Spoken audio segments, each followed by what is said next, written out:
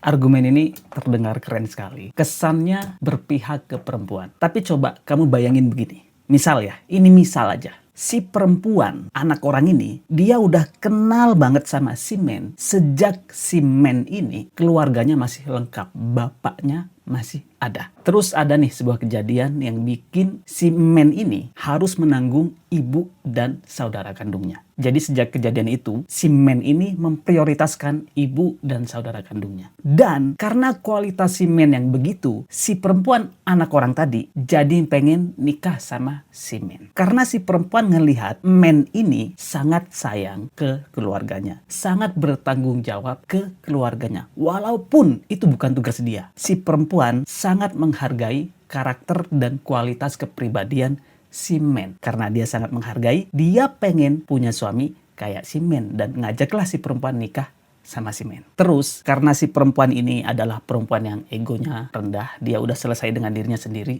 nafsunya udah bisa dikendalikan, kebutuhannya sudah bisa dia handle dengan dirinya sendiri. Ketika si men ini bilang, aku masih ada tanggungan keluarga lo, aku masih memprioritaskan keluargaku, ibuku sama saudara kandungku lo. Nanti fokusku jadi terbagi kalau kita nikah. Nanti aku takut kamu jadi, apa ya istilahnya, terlantar gitu, karena aku terlalu prioritas sama ibuku sama saudara kandungku. Karena saudara kandungku ini katakanlah berkebutuhan khusus. Si men udah ngingetin soal itu untuk bilang jangan sama aku. Tapi si perempuan anak orang ini bilang karena itulah aku pengen nikah sama kamu. Aku pengen nikah sama kamu karena karakter kamu. Aku pengen hidup sama seorang men yang karakternya kayak kamu. Dan kalaupun nantinya kamu masih ribet sama keluarga kamu, sama ibu kamu, sama saudara kandung kamu yang berkebutuhan khusus, aku bantu. Aku bakal bantu kamu supaya kamu nggak ngerasa sendirian ngejalanin tanggung jawab ini. Si perempuan anak orang ini mampu meyakinkan si men kalau dia nggak sendirian. Kalau dia bisa ngejalanin sesuatu yang selama ini dia sangkal kalau itu berat sama orang yang menjadi partner hidupnya. Gimana tuh?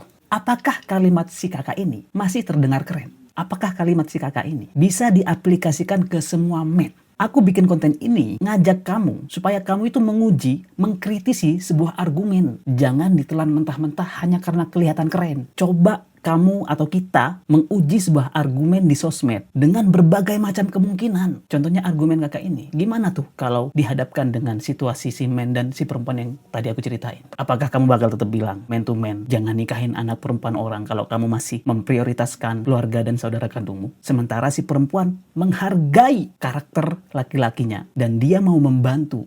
Gimana? Kamu pikir gak ada perempuan yang kayak gitu? Perempuan yang udah selesai dengan egonya. Perempuan yang udah selesai dengan nafsunya. Kamu pikir gak ada?